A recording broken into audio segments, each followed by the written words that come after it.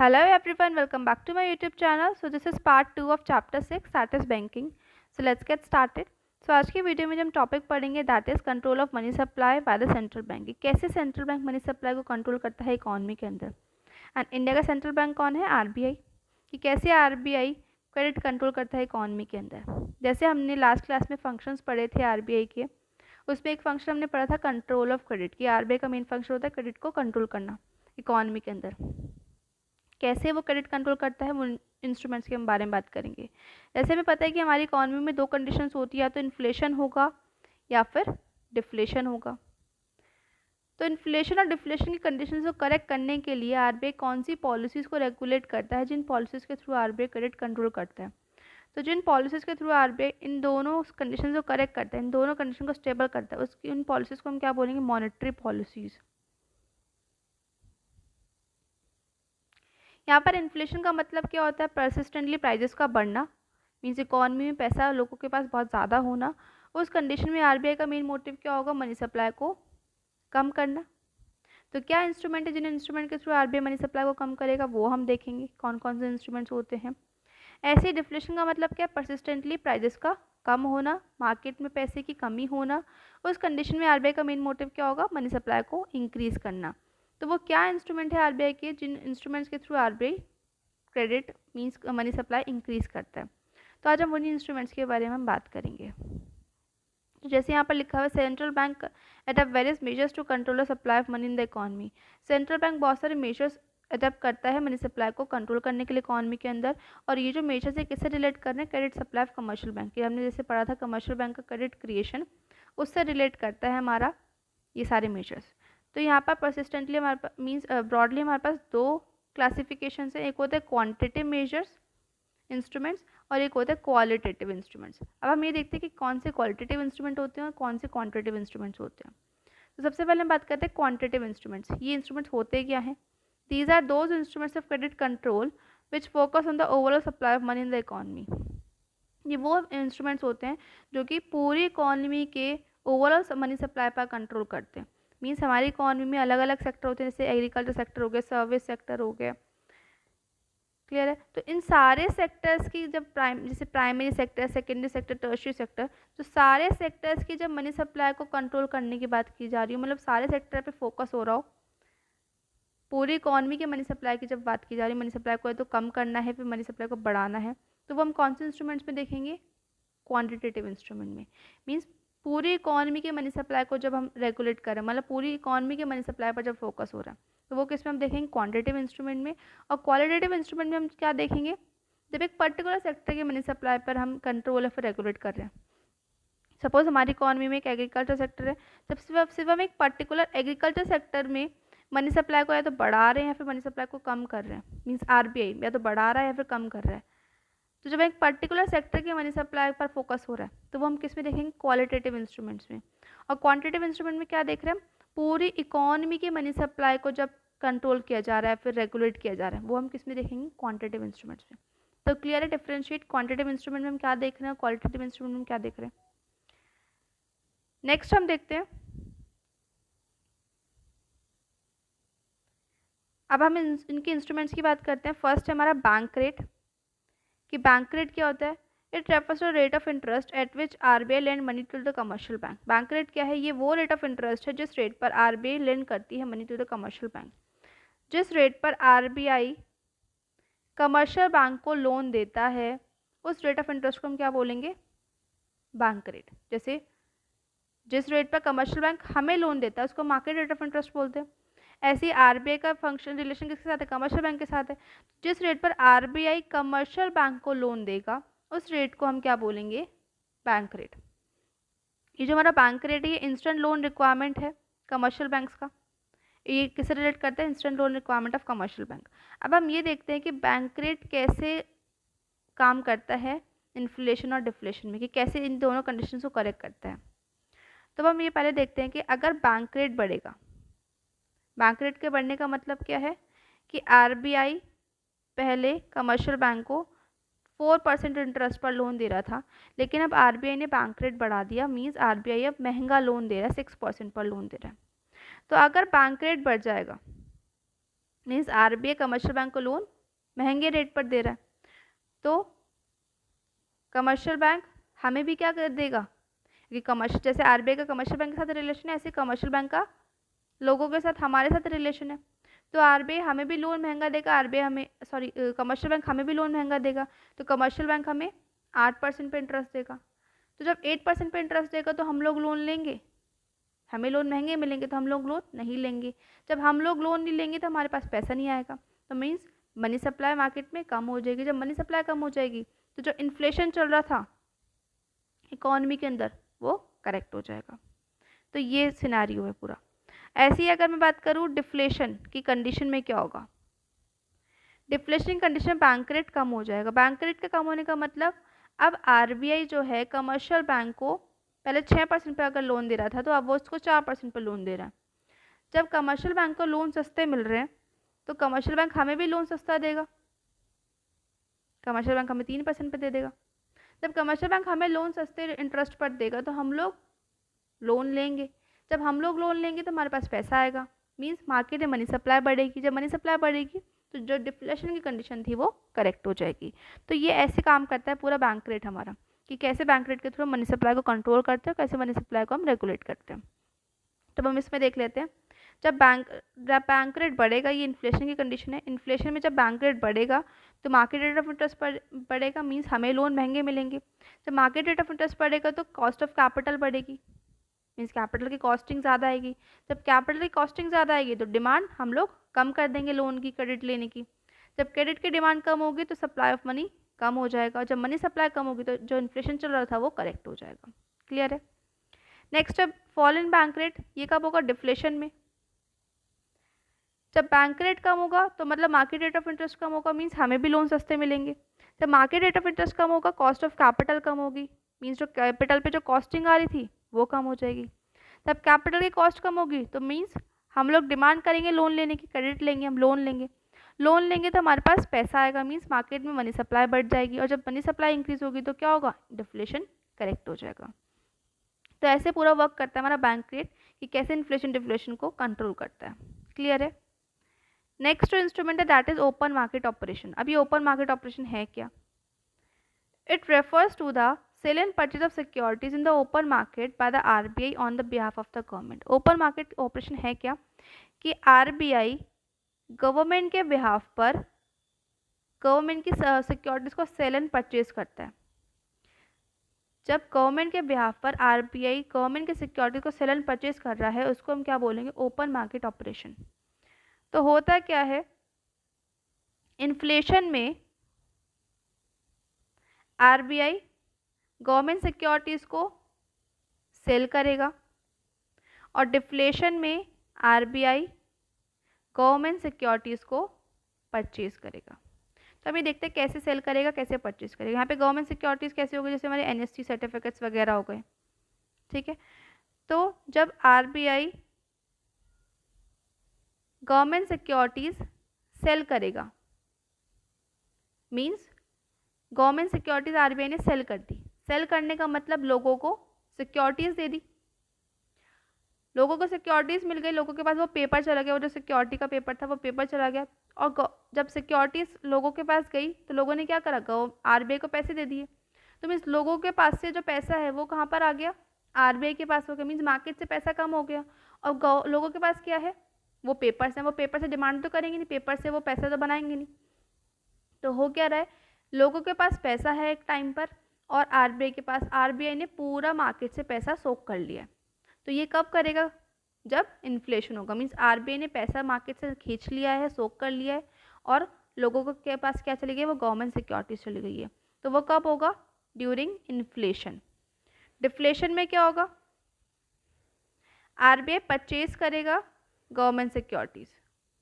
अब government securities purchase करने का मतलब, अब आरबीआई वो पेपर ले रहा है और आपको पैसे दे रहा है, मीन्स सिक्योरिटीज आप लोगों से परचेज करी और आरबीआई ने क्या करा, उसके रिटर्न में आपको पैसे दिए। तो मीन्स अब मार्केट में पैसे रिलीज हो रहे हैं।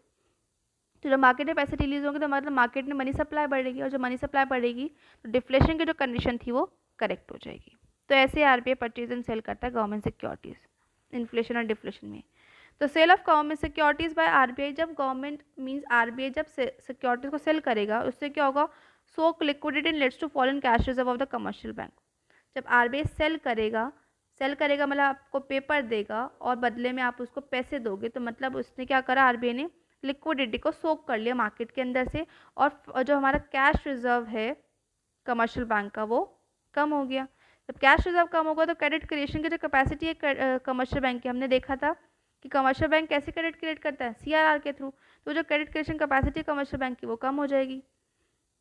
अब कमर्शियल बैंक की क्रेडिट क्रिएशन की कैपेसिटी कम होगी तो मतलब मनी सप्लाई कम होगी मार्केट में, और मनी सप्लाई कम होगी तो इन्फ्लेशन कंट्रोल हो जाएगा। क्लियर है। नेक्स्ट है purchase of securities by the RBI. जब आरबीआई सिक्योरिटीज को परचेज करेगा तो क्या होगा, अब आरबीआई ने क्या करा, पैसे आपको दिए और सिक्योरिटीज आपसे परचेज कर ली, मींस पेपर अपने पास रख लिया आरबीआई ने और आपको पैसे दे दिए। पैसे दे दिए मतलब लिक्विडिटी को रिलीज करा, और जिससे क्या होगा, कैश रिजर्व जो है वो कमर्शियल बैंक का बढ़ जाएगा। मींस कमर्शियल बैंक की जो क्रेडिट क्रिएशन की कैपेसिटी थी वो बढ़ जाएगी, जिससे क्या होगा, मनी सप्लाई इंक्रीज होगा। मनी सप्लाई इंक्रीज होने से क्या होगा, डिफ्लेशन कंट्रोल हो जाएगा। क्लियर है कि कैसे ओपन मार्केट ऑपरेशन काम करता है during inflation and deflation. Next instrument हम देखते हैं रेपो रेट। अभी रेपो रेट क्या होता है, ये सेम होता है बैंक रेट के जैसे। जैसे हमने रेपो रेट, जो हमारा बैंक रेट होता है वो इंस्टेंट लोन रिक्वायरमेंट होती है, और रेपो रेट, बैंक रेट हमने पढ़ा था। रेपो रेट क्या होता है, the rate at which RBI offer short period loan. जो रेपो रेट होता है वो शॉर्ट पीरियड लोन रिक्वायरमेंट के लिए होता है। Means the rate at which RBI offer short period loan to the commercial bank by buying government securities in the open market is called repo rate. और साथ में यहाँ पर गवर्नमेंट सिक्योरिटीज भी रखी जाती हैं। तो रेपो रेट सेम है बैंक रेट के जैसे, जिस रेट पर आरबीआई कमर्शियल बैंक को शॉर्ट पीरियड लोन दे रहा है, तो जिस रेट पर आरबीआई कमर्शियल बैंक को लोन दे रहा है उस रेट को हम क्या बोलेंगे, रेपो रेट। और यहाँ पर जो लोन होगा वो कैसा होगा, शॉर्ट पीरियड लोन होगा, और यहाँ पर कुछ गवर्नमेंट सिक्योरिटीज भी रखवाई जाएंगी। ठीक है, इसको हम क्या बोलेंगे, रेपो रेट। और इसको हम रीपर्चेज रेट भी बोलते हैं। क्लियर है। रीपर्चेज, यहाँ पे रीपर्चेज एग्रीमेंट का मतलब क्या है, मतलब एक रीपर्चेज एग्रीमेंट साइन कराया जाता है दोनों पार्टीज़ के थ्रू, जिसमें लिखा होता है जो हमारी सिक्योरिटीज़ हैं वो फिर से रीपर्चेज कर ली जाएंगी। कमर्शियल बैंक जो जो सिक्योरिटीज़ रखी थी लोन के टाइम पर वो वापस ले लेगा एक प्रीडिटरमाइंड प्राइस पर और एक प्रीडिटरमाइंड डेट पर। तो उसको हम क्या बोलेंगे, रीपर्चेज एग्रीमेंट साइन होता है दोनों के बीच में। इसी वजह से हम इसको रीपर्चेज रेट भी बोलते हैं। तो जैसे हमारा बैंक रेट ने काम किया था कि इन्फ्लेशन में बैंक रेट बढ़ रहा था और मनी सप्लाई कंट्रोल हो गई थी, इन्फ्लेशन हमारी करेक्ट हो गई थी, और डिफ्लेशन में बैंक रेट कम हो रहा था, मनी सप्लाई बढ़ रही थी और डिफ्लेशन कंट्रोल हो रहा था। ऐसे ही हमारा रेपो रेट काम करेगा। तो जब रेपो रेट बढ़ेगा मीन्स अब कमर्शियल आरबीआई महंगे लोन दे रहा है किसको, कमर्शियल बैंक को, तो कमर्शियल बैंक हमें भी लोन महंगे देगा, हम लोन नहीं लेंगे। जो मार्केट हमारे पास लोन नहीं होगा तो हमारी जो मनी सप्लाई है वो इकोनॉमी में कंट्रोल हो जाएगी और इन्फ्लेशन करेक्ट हो जाएगा। तो वही चीज़ लिखी हुई है यहाँ पर पूरी। तो हो क्या रहा है, जब रेपो रेट राइज होगा तो कॉस्ट ऑफ कैपिटल बढ़ेगी, लोन हमें महंगे मिलेंगे तो कैपिटल की कॉस्टिंग ज़्यादा होगी। जब कैपिटल की कॉस्ट ज़्यादा होगी तो हम डिमांड क्रेडिट की कम करेंगे, जब डिमांड क्रेडिट की कम होगी तो सप्लाई ऑफ मनी जो है कमर्शियल बैंक वो कम करेगा। जब मनी सप्लाई कम करेगा कमर्शियल बैंक तो क्या होगा, इन्फ्लेशन कंट्रोल हो जाएगा। ऐसे ही रेपो रेट जब फॉल होगा, ये कब होगा, डिफ्लेशन में। जब रेपो रेट फॉल होगा मीन्स अब लोन सस्ते मिल रहे हैं, तो आरबीआई सस्ते पे लोन दे रहा है कमर्शियल बैंक को, तो कमर्शियल बैंक हमें भी लोन सस्ते पर देगा, तो कॉस्ट ऑफ कैपिटल कम होगी। जब कैपिटल की कॉस्टिंग कम आएगी तो हम डिमांड करेंगे क्रेडिट की, जब क्रेडिट की डिमांड होगी तो सप्लाई ऑफ जो है मनी की कमर्शियल बैंक वो बढ़ा देगा। जब मनी सप्लाई बढ़ेगी तो क्या होगा, डिफ्लेशन कंट्रोल होगा। क्लियर है कि रेपो रेट कैसे वर्क करता है। Next reverse repo rate. अभी रिवर्स रेपो रेट क्या होता है, अभी हमने पढ़ा रेपो रेट क्या था, जिस रेट पर आरबीआई कमर्शियल बैंक को लोन देता है उसको हम क्या बोलते हैं, repo rate. Reverse repo rate क्या होता है, जैसे हमने पढ़ा था कि जैसे आरबीआई का जैसे कमर्शियल बैंक का हमारे साथ रिलेशन होता है, ऐसे ही आरबीआई कमर्शियल बैंक का रिलेशन होता है। अब क्या होता है, जब हमारे पास कुछ एक्स्ट्रा सेविंग्स होती है तो हम कहाँ रख देते हैं, कमर्शियल बैंक के अपने बैंक्स में रख देते हैं और उससे हमें रिटर्न मिलता रहता है। तो ऐसे ही क्या होता है, कमर्शियल बैंक के पास जब उसके पास एक्स्ट्रा पैसे होते हैं, एक्स्ट्रा सेविंग होती है, तो वो कहाँ रख देता है अपने पैसे, आरबीआई के पास, और आरबीआई उसको रिटर्न देता है वो जो उसने डिपॉजिट किया था उस डिपॉजिट पर। तो यही होता है हमारा रिवर्स रेपो रेट। तो रिवर्स रेपो रेट क्या होता है? The rate at which RBI accept deposits from the commercial bank is called reverse repo rate. वो रेट जिस रेट पर आरबीआई एक्सेप्ट करता है deposit from the commercial bank, means जिस रेट पर कमर्शियल बैंक या फिर जिस रेट पर आरबीआई एक्सेप्ट कर रहा है डिपॉजिट कमर्शियल बैंक के। जैसे हमने कमर्शियल बैंक ने के मतलब लोगों ने कमर्शियल बैंक के पास पैसे रखे, मीन्स हमने कमर्शियल बैंक के पास पैसे रखे तो कमर्शियल बैंक हमें रिटर्न में कुछ रेट ऑफ इंटरेस्ट दे रहा होगा उस डिपॉजिट का। ऐसे ही जब कमर्शियल बैंक अपने एक्स्ट्रा पैसे आरबीआई के पास रखता है तो आरबीआई उसको कुछ रिटर्न देता है, कुछ रेट ऑफ रिटर्न देता है। तो उसी रेट ऑफ रिटर्न को हम क्या बोलते हैं? रिवर्स रेपो रेट बोलते हैं। क्लियर है? इसको दूसरा नाम क्या है? रिवर्स रीपर्चेज रेट भी हम इसको बोलते हैं। वहाँ पर भी एक एग्रीमेंट साइन होता है, रिवर्स रीपर्चेज एग्रीमेंट साइन होता है दोनों पार्टीज के बीच में कि आपकी जो सिक्योरिटीज़ है वो वापस रीपर्चेज कर ली जाएंगी एक प्रीडिटरमाइंड प्राइस पर और एक प्रीडिटरमाइंड डेट पर। और रीपर्चेज जो हमारा रिवर्स रेपो रेट होता है वो अलाउ करता है कमर्शियल बैंक को आप जनरेट करो इंटरेस्ट इनकम, मीन्स आपको जैसे हम इंटरेस्ट कमाते हैं, इंटरेस्ट इनकम जनरेट कराते हैं, ऐसी कमर्शियल बैंकिंग भी इंटरेस्ट इनकम जनरेट करवाता है अपनी। तो अब ये कैसे काम करता है? सेम इसका वही है कि डिफ्लेशन में रिवर्स रेपो रेट कम कर दिया जाएगा। क्यों कम कर दिया जाएगा? जैसे हमने देखा था जब कमर्शियल बैंक के पास एक्स्ट्रा पैसे थे तो कमर्शियल बैंक क्या कर रहा था? अपने पैसे आरबीआई के पास रख रहा था और कमर्शियल बैंक उस टाइम पे लोगों को पैसा नहीं दे रहा था, क्रेडिट क्रिएशन नहीं कर रहा था। तो ये कब होगा? जब आरबीआई कमर्शियल बैंक को ज़्यादा रेट ऑफ रिटर्न दे रहा होगा तभी तो आरबीआई कमर्शियल जब कमर्शियल तभी तो कमर्शियल बैंक आरबीआई के पास रखेगा अपने पैसे, है ना। तो अगर कमर्शियल आरबीआई कमर्शियल बैंक को ज़्यादा रेट ऑफ रिटर्न दे रहा है मतलब कि यहाँ से वो 6% इंटरेस्ट रेट कमा रहा है, 6% का प्रॉफिट कमा रहा है, और अगर वो क्रेडिट क्रिएशन करता है तो यहाँ से सिर्फ 2% का प्रॉफिट कमा रहा है। तो कमर्शियल बैंक क्या करेगा? ज़्यादा पैसे अपने आरबीआई के पास रखेगा, कम वो क्रेडिट क्रिएशन करेगा। जब क्रेडिट क्रिएशन कम करेगा तो मतलब क्या होगा? मार्केट में पैसा कम जाएगा और अब मनी सप्लाई कम होगी और इन्फ्लेशन करेक्ट हो जाएगी। तो ये कंडीशन कब होगी? अगर इन्फ्लेशन चल रही है, इन्फ्लेशन की कंडीशन में आरबीआई क्या करेगा? जो रेट ऑफ रिटर्न का जो इंटरेस्ट मिल रहा था, जो इंटरेस्ट रेट है मीन्स रिवर्स रेपो रेट जो है वो बढ़ा देगा। रिवर्स रेपो रेट के बढ़ाने का मतलब अगर कमर्शियल बैंक आरबीआई के पास अपने एक्स्ट्रा पैसे रखता है तो आरबीआई उसको ज़्यादा रिटर्न देगा। अब क्या करेगा कमर्शियल बैंक? तो क्या करेगा जब उसको रिटर्न ज़्यादा मिल रहा है मतलब प्रॉफिट ज़्यादा मिल रहा है तो वो क्या करेगा? क्रेडिट क्रिएशन जो है वो कम करेगा। और जब क्रेडिट क्रिएशन कम करेगा तो मनी सप्लाई कम होगी, मनी सप्लाई कम होगी तो इन्फ्लेशन करेक्ट हो जाएगी। क्लियर है? अब क्या हो रहा है? रिवर्स रेपो रेट फॉल हो रहा है, वो कब होगा? During deflation. अब कमर्शियल बैंक अगर आरबीआई के पास पैसे रखता है अपने तो उसको जो रिटर्न दे रहा है आरबीआई वो कम दे रहा है, वो 4% का ही रिटर्न दे रहा है सिर्फ। लेकिन अगर कमर्शियल बैंक क्रेडिट क्रिएशन करता है तो उसको ज़्यादा प्रॉफिट हो रहा है तो वो क्या करेगा? वो अपना ज़्यादा पैसा क्रेडिट क्रिएशन में लगाएगा, कम पैसा वो आरबीआई के पास रखेगा। तो अगर वो ज़्यादा पैसा क्रेडिट क्रिएशन में लगाएगा तो मतलब क्या होगा? मनी सप्लाई मार्केट में बढ़ेगी और मनी सप्लाई बढ़ेगी तो क्या होगा? डिफ्लेशन की जो कंडीशन है वो करेक्ट हो जाएगी। तो यही है हमारा पूरा सिनारियो रिवर्स रेपो रेट का। तो अगर रिवर्स रेपो रेट कम होगा तो मतलब less funds are parked by the commercial bank with the RBI. वो कम पैसे रखेगा अपने आरबीआई के पास कमर्शियल बैंक इंटरेस्ट इनकम को जनरेट करने के लिए। जब कम पैसे रखेगा तो वो ज़्यादा फंड कहाँ पर यूज़ करेगा? अपना सीआरआर फंड रखेगा आरबीआई के पास। जब ज़्यादा फंड सीआरआर फंड रखेगा आरबीआई के पास फिर से क्रेडिट क्रिएशन होगा और जब क्रेडिट क्रिएशन होगा तो मनी सप्लाई बढ़ेगी, मनी सप्लाई बढ़ेगी तो डिफ्लेशन कंट्रोल हो जाएगा। ऐसे ही rising reverse repo rate, inflation में क्या होगा? रिवर्स रेपो रेट बढ़ा दिया जाएगा जिससे क्या होगा? अब वो ज़्यादा फंड कमर्शियल बैंक आरबीआई के पास रखेगा, कम पैसे वो सीआरआर फंड में यूज़ करेगा फॉर क्रेडिट क्रिएशन के लिए। जब क्रेडिट क्रिएशन कम होगा तो मनी सप्लाई कम होगी और जब मनी सप्लाई कम होगी तो इन्फ्लेशन कंट्रोल हो जाएगी। क्लियर है reverse repo rate? Next instrument आता है हमारा कैश रिजर्व रेशो। अभी कैश रिजर्व रेशो क्या होता है?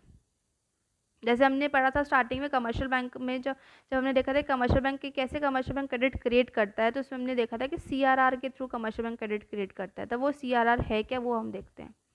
It refers to the minimum percentage of a bank's total deposits required to keep it the RBI. ये कुछ परसेंटेज, मतलब कमर्शियल बैंक को अपने डिपॉजिट का कुछ परसेंट, अपने डिपॉजिट का कुछ परसेंट ऑफ रिजर्व किसके पास रखना होता है, आरबीआई के पास रखना होता है। मीन्स हमने देखा जैसे कमर्शियल बैंक के पास स्टार्टिंग में डिपॉजिट है 10,000 और सीआरआर अभी चल रहा है 10%, तो मीन्स 10,000 का 10% मीन्स 1,000 रुपये कमर्शियल बैंक को कहाँ पर रखने होंगे, आरबीआई के पास रखने होंगे। तो उसी रिजर्व को हम क्या बोलते हैं, cash reserve ratio. It refers to minimum percentage of a total bank deposit, अपने बैंक डिपॉजिट का कुछ परसेंट कमर्शियल बैंक को कहाँ रखना होगा, आरबीआई के पास ऐसा रिजर्व रखना होगा। और वो जो सीआरआर है वो कौन फिक्स करता है, आरबीआई फिक्स करता है। और ये जो सीआरआर है टाइमली वेरी करता रहता है, ये ऊपर नीचे होता रहता है अकॉर्डिंग टू सिचुएशंस, इन्फ्लेशन और डिफ्लेशन के अकॉर्डिंग। तब हम देखते हैं सीआरआर कब बढ़ेगा कब कम होगा। तो राइज इन सीआरआर, सीआरआर कब बढ़ेगा, ड्यूरिंग इन्फ्लेशन, इन्फ्लेशन में सीआरआर बढ़ा दिया जाएगा। और सीआरआर कम कर दिया जाएगा कब, ड्यूरिंग डिफ्लेशन, डिफ्लेशन में सीआरआर कम कर दिया जाएगा। तो अगर सीआरआर बढ़ा दिया जाएगा तो मतलब ज़्यादा रिजर्व रखना पड़ेगा कमर्शियल बैंक को आरबीआई के पास। जब ज़्यादा रिजर्व रखेगा तो वो क्या होगा, मनी सप्लाई क्रेडिट क्रिएशन जो कम कर पाएगा कमर्शियल बैंक। जब क्रेडिट क्रिएशन कम होगा तो मनी सप्लाई कम होगी मार्केट में, और जब मनी सप्लाई कम होगी तो क्या होगा, इन्फ्लेशन कंट्रोल हो जाएगा। तो इसमें ये लिखा हुआ है राइज इन सीआरआर, जब सीआरआर बढ़ेगा तो rise in cash reserve of a given amount of a demand deposit, अब उसको ज़्यादा रिजर्व रखना पड़ेगा कमर्शियल बैंक को आरबीआई के पास। मनी सप्लाई कमर्शियल बैंक कम करेगा, अब जब मनी सप्लाई कम होगी तो इन्फ्लेशन कंट्रोल हो जाएगी। और सीआरआर कब कम होगा, ड्यूरिंग डिफ्लेशन, डिफ्लेशन में सीआरआर कम कर दिया जाएगा। जब सीआरआर कम होगा तो मतलब कम कैश रिजर्व रखेगा कमर्शियल बैंक आरबीआई के पास, रिजर्व कम रखेगा। ज़्यादा क्या करेगा, वो मनी सप्लाई करेगा कमर्शियल बैंक मार्केट में। अब मनी सप्लाई जब ज़्यादा होगी तो क्या होगा, डिफ्लेशन कंट्रोल हो जाएगी। क्लियर है।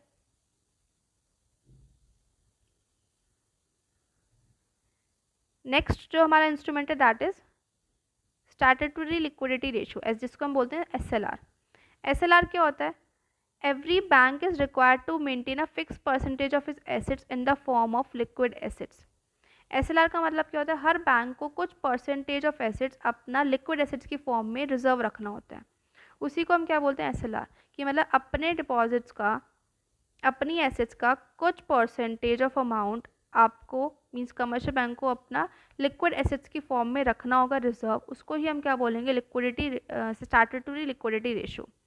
और इस लिक्विड्स में क्या क्या, लिक्विड एसेट्स में क्या क्या इंक्लूड होगा, कैश, गोल्ड और कुछ अनअनकम्पर्ड अप्रूव्ड सिक्योरिटीज इसको रखनी होंगी कमर्शियल बैंक को एज अ रिजर्व। उसके बाद कमर्शियल बैंक क्या करेगा, क्रेडिट क्रिएशन करेगा। तो अगर ये एसएलआर मीन्स अगर कमर्शियल बैंक को ज़्यादा रिजर्व रखना होगा, अब वो रिजर्व ज़्यादा रखेगा तो मीन्स वो क्रेडिट क्रिएशन कम कर पाएगा, और जब क्रेडिट क्रिएशन कम करेगा तो क्या होगा, मनी सप्लाई मार्केट में कम होगी, और मनी सप्लाई कम होगी तो जो हमारा इन्फ्लेशन है वो कंट्रोल हो जाएगा। और अगर एसएलआर बढ़ेगा, एसएलआर के बढ़ने का मतलब मीन्स एसएलआर के कम होने का मतलब, अगर एसएलआर कम होगा मीन्स अब कम रिजर्व कम रखेगा, मनी सप्लाई ज़्यादा होगी मार्केट में, और जो डिफ्लेशन थी वो करेक्ट हो जाएगी। तो हम इसको देखते हैं अब यहाँ पर rise in SLR, SLR rise होगा कब, इन्फ्लेशन में।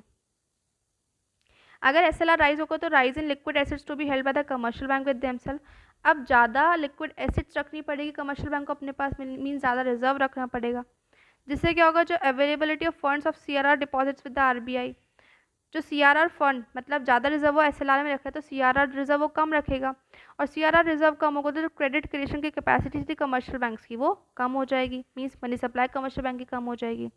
और जब कमर्शियल बैंक की मनी सप्लाई कम हो जाएगी तो क्या होगा, इन्फ्लेशन कंट्रोल हो जाएगा। ऐसे ही सेम हमारा फॉल इन एसएलआर, अगर एसएलआर फॉल होगा तो means fall in liquid assets to be held by the commercial bank with themselves, अब वो कम लिक्विड एसेट्स रखेगा कमर्शियल बैंक अपने पास, और ज़्यादा क्या करेगा, वो कमर्शियल बैंक राइज कर देगा, ज़्यादा फंड कहाँ रखेगा, सीआरआर फंड रखेगा आरबीआई के पास। और जब सीआरआर फंड ज़्यादा रखा जाएगा तो क्या होगा, मनी सप्लाई कमर्शियल बैंक ज़्यादा राइज करेगा, जब मनी सप्लाई इंक्रीज होगी कमर्शियल बैंक की तो उससे क्या होगा, डिफ्लेशन कंट्रोल हो जाएगी। क्लियर है। तो ये थे हमारे सारे quantitative instruments of credit control, कि कैसे क्वांटिटेटिव इंस्ट्रूमेंट्स के थ्रू आरबीआई क्रेडिट कंट्रोल करता है। अब हम पढ़ेंगे qualitative instruments of credit control. मैंने बताया था क्वालिटेटिव इंस्ट्रूमेंट्स क्या होते हैं। ये वो इंस्ट्रूमेंट्स होते हैं क्रेडिट कंट्रोल के जो कि किस पे फोकस करते हैं, एक पर्टिकुलर सेक्टर पर फोकस करते हैं, कि कुछ सिलेक्टिव सेक्टर्स पर फोकस कर रहे हैं इकोनॉमी में। ऐसे मैंने कहा था एग्रीकल्चर सेक्टर है, सिर्फ एक एग्रीकल्चर सेक्टर पर फोकस कर रहा है, या फिर सर्विस सेक्टर पर फोकस कर रहा है। सिर्फ एक पर्टिकुलर सेक्टर पर जब मनी सप्लाई पे रेगुलेट करवाना है या फिर कम करवाना है, उस पर फोकस हो रहा है, तो वो किस में होगा, हमारा क्वालिटेटिव इंस्ट्रूमेंट्स में। कि हमें एग्रीकल्चर सेक्टर में मनी सप्लाई को इंक्रीज करना है, फिर मनी सप्लाई को फॉल करना है, तो वो हम किस में देख रहे हैं, क्वालिटेटिव इंस्ट्रूमेंट्स में। तो these instrument are use to increase और decrease the supply of money to select sector of the economy. ये सिर्फ सेलेक्टिव सेक्टर्स पर मनी सप्लाई को इंक्रीज और डिक्रीज कराने में देख रहे हैं, तो हम किस में देखेंगे, क्वालिटेटिव इंस्ट्रूमेंट्स में। तो इसमें हमारा जो फर्स्ट इंस्ट्रूमेंट है वो क्या है, मार्जिन रिक्वायरमेंट। अब ये मार्जिन रिक्वायरमेंट क्या होता है, it refers to the difference between current value of the security offered for loan and the value of loan granted. Margin requirement क्या होता है, ये वो डिफरेंस होता है जिस difference between current value of security offered for loan, मतलब जैसे हम इसको एग्जांपल से समझते हैं। सपोज एक person mortgage house 1 crore with the bank for a loan and 80 lakh, कि आप बैंक में गए और आपने अपना घर मॉर्टगेज पर रखा और आपके घर की जो वैल्यू थी, हाउस की वैल्यू थी 1 करोड़ थी। उसमें आपको जो लोन मिला, जितने की वैल्यू आपके घर की उतने पे तो आपको लोन नहीं मिलेगा, कुछ कम पर लोन मिलेगा, लोन आपको कम अमाउंट पर मिलेगा। तो 1 करोड़ की वैल्यू थी आपके घर की और आपको लोन कितना मिला, 80 लाख। तो उसके जो बीच का डिफरेंस है 20 लाख, वही क्या है, हमारा मार्जिन रिक्वायरमेंट। क्लियर है, तो ये वही लिखा हुआ है, the margin requirement refers to the difference between current value of the security offered for loan, जो आपने अपनी सिक्योरिटी लोन के लिए रखी वो, minus value of loan granted, और जितना आपको लोन मिला उसके जो बीच का डिफरेंस, उसको हमने क्या बोला है, मार्जिन रिक्वायरमेंट। क्लियर। अब हम ये देखते हैं मार्जिन रिक्वायरमेंट कैसे काम करता है इन्फ्लेशन और डिफ्लेशन में। तो अगर इन्फ्लेशन होगा तो ये मार्जिन रिक्वायरमेंट बढ़ा दिया जाएगा। मतलब आपके घर की वैल्यू थी 1 करोड़ और आपको जो लोन मिल रहा है वो कितना मिल रहा है, 60 लाख, तो मार्जिन रिक्वायरमेंट कितना हो, 40 लाख। तो आप इस टाइम पर लोन लोगे, नहीं लोगे। क्यों, क्योंकि इसका बीच का मतलब 1 करोड़ की वैल्यू और आपको सिर्फ कितना लोन मिल रहा है, 60 लाख, तो इस टाइम पे आप लोन नहीं लोगे। तो जब मार्जिन रिक्वायरमेंट बढ़ जाएगा और आप लोन नहीं लोगे तो आपके पास पैसे नहीं आएगा, मीन्स मनी सप्लाई इकोनॉमी में कम हो जाएगी, और मनी सप्लाई कम हो जाएगी तो क्या होगा, इन्फ्लेशन करेक्ट हो जाएगा। तो वही चीज़ है, मार्जिन रिक्वायरमेंट इन्फ्लेशन में बढ़ा दिया जाता है और डिफ्लेशन में मार्जिन रिक्वायरमेंट कम कर दिया जाता है। तो राइज इन मार्जिन रिक्वायरमेंट, जब मार्जिन रिक्वायरमेंट बढ़ेगा तो डिमांड फॉर क्रेडिट कम होगी, जब क्रेडिट की डिमांड कम होगी तो supply of credit by the commercial banks कम होगा, और जब ये कम होगा तो मनी सप्लाई कम होगी, और मनी सप्लाई कम होगी तो इन्फ्लेशन कंट्रोल हो जाएगा। क्लियर है। फॉल इन मार्जिन रिक्वायरमेंट, जब मार्जिन रिक्वायरमेंट फॉल होगी तो उससे क्या होगा, मीन्स आपकी हाउस की वैल्यू थी 1 करोड़ और आपको जो लोन मिल रहा है वो कितने मिल रहा है, 80 लाख पे मिल रहा है, 80 लाख मिल रहा है, मीन्स अब मार्जिन रिक्वायरमेंट कितनी, 20 लाख।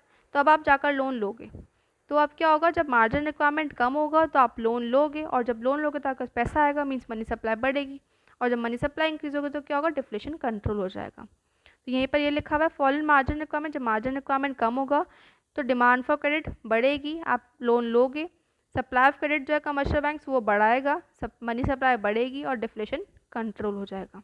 क्लियर है। नेक्स्ट आता है हमारा rationing of credit. Rationing of credit का मतलब क्या होता है, it refers two fixation of credit quotas for different business activities, कि डिफरेंट बिजनेस एक्टिविटीज़ में कोटा सेट कर दिया जाता है कि इस सेक्टर में इतना परसेंटेज ऑफ लोन जाएगा, इतना परसेंटेज ऑफ क्रेडिट जाएगा। कि जैसे ये एग्रीकल्चर सेक्टर हो गया, ये सर्विस सेक्टर हो गया हमारा, या फिर primary sector, secondary sector, tertiary sector. इन पर्टिकुलर सेक्टर्स में आरबीआई ने क्या करा, कोटा सेट कर दिया कि इस सेक्टर में इस बार 60% ऑफ क्रेडिट दिया जाएगा, इस सेक्टर में 40% क्रेडिट दिया जाएगा, इस सेक्टर में 20% क्रेडिट दिया जाएगा। तो जब आरबीआई पर्टिकुलर सेक्टर में कोटा सेट कर रही है कि इस पर्टिकुलर सेक्टर में इतना ही परसेंटेज ऑफ लोन दिया जाएगा, तो वो कब होगा, ड्यूरिंग इन्फ्लेशन। इन्फ्लेशन में आरबीआई पर्टिकुलर सेक्टर्स में कोटा सेट कर दे कि इस पर्टिकुलर सेक्टर में उससे ऊपर पैसा जाएगा ही नहीं, तो मीन्स मनी सप्लाई उस पर्टिकुलर सेक्टर में उससे ज़्यादा बढ़ेगी नहीं, तो उससे क्या होगा, क्रेडिट कंट्रोल हो जाएगा। तो जब ये कोटा सेट कर दिए जाएंगे, कब करेंगे? इन्फ्लेशन में। और डिफ्लेशन में ये कोटा हटा दिए जाएंगे। अब कोई कोटा नहीं है किसी भी पर्टिकुलर सेक्टर में, जिस सेक्टर में जितना मर्जी पैसा दो, जितना मर्जी लोन दो, कोई रिस्ट्रिक्शंस नहीं है। वो कब होगा हमारा? During deflation. तो ये लिखा हुआ है। इंट्रोडक्शन ऑफ क्रेडिट रेशनिंग, जब क्रेडिट रेशनिंग होगी मीन्स कोटा सेट कर दिया जाएगा तो क्या होगा? Decrease in supply of credit by the commercial bank. तो मतलब कमर्शियल बैंक मनी सप्लाई, जो क्रेडिट की सप्लाई है वो कम कर दिया जाएगा, क्योंकि 40% अगर इसमें था तो 40% से ऊपर जा ही नहीं सकता इसमें लोन, क्रेडिट नहीं जा सकता। तो उससे क्या होगा? सप्लाई ऑफ मनी कम हो जाएगी। जब मनी सप्लाई कम होगी तो क्या होगा? इन्फ्लेशन कंट्रोल हो जाएगा। ऐसे क्या है नेक्स्ट हमारा? Withdrawal of credit rationing. जब वो क्रेडिट रेशनिंग हटा दिया जाएगा कि मतलब कोई भी सेक्टर में कोई रिस्ट्रिक्शन नहीं है, जितना मर्जी लोन दे सकते हो, तो उससे क्या होगा? सप्लाई ऑफ क्रेडिट वाले कमर्शियल बैंक क्रेडिट की सप्लाई बढ़ा देगा सारे सेक्टर्स में। जब कमर्शियल बैंक क्रेडिट सप्लाई बढ़ाएगा तो क्या होगा? मनी सप्लाई इंक्रीज होगी, और मनी सप्लाई इंक्रीज होगी तो डिफ्लेशन कंट्रोल हो जाएगा। क्लियर है? नेक्स्ट और लास्ट इंस्ट्रूमेंट जो है हमारा मॉरल सुएशन। मॉरल सुएशन का मतलब क्या होता है कि कमर्शियल बैंक को एडवाइस करता है आरबीआई कि मेरे डायरेक्टिव्स को फॉलो करो। कि मतलब बैंक एडवाइस कर रहा है कि रिस्ट्रिक्ट लोन ड्यूरिंग इन्फ्लेशन, कि आरबीआई बोल रहा है कि इन्फ्लेशन में लोन को रिस्ट्रिक्ट कर दो, लोन कम दो, और लेंडिंग ड्यूरिंग डिफ्लेशन, और डिफ्लेशन में लोन्स दो, लिबरल कर दो, कि मतलब लोन जितना मर्जी दो आप। तो जब आरबीआई बोल रहा है कि मेरे अकॉर्डिंग चलो, मेरी एडवाइस के अकॉर्डिंग कि इन्फ्लेशन में लोन को कम दो, रिस्ट्रिक्ट कर दो, रेट ऑफ इंटरेस्ट बढ़ा दो, बैंक रेट बढ़ा दो, और डिफ्लेशन में वो बोल रहा है कि लोन्स कम दो, मींस डिफ्लेशन में बोल रहा है कि लोन्स ज़्यादा दो, और इन्फ्लेशन बोल रहा है लोन्स कम दो। तो मेरे एडवाइस के अकॉर्डिंग जब बोलता है कि मेरे एडवाइस के अकॉर्डिंग चलो, तो वो किस में आता है? मॉरल सुएशन में। That is clear to you all. तो ये हमारा पूरा टॉपिक कंप्लीट हो चुका है इंस्ट्रूमेंट्स ऑफ क्रेडिट कंट्रोल का। तो यहाँ पे जैसे लिखा हुआ है, हमने पढ़े क्वांटिटेटिव इंस्ट्रूमेंट और क्वालिटेटिव इंस्ट्रूमेंट। क्वांटिटेटिव इंस्ट्रूमेंट में क्या क्या देखा? Bank rate, repo rate, reverse repo rate, CRR, SLR and open market operation, ये सारे हो गए क्वांटिटेटिव इंस्ट्रूमेंट्स। और क्वालिटेटिव इंस्ट्रूमेंट में क्या क्या हो गया? Margin requirement, rationing of credit and moral suasion. That is clear to you all. तो ये चैप्टर हमारा पूरा कंप्लीट हो चुका है, and this is most important chapter from examination point of view, and ये बहुत इंपॉर्टेंट टॉपिक है जो हमने आज पढ़ा है। So thank you, thanks for watching, do like and subscribe.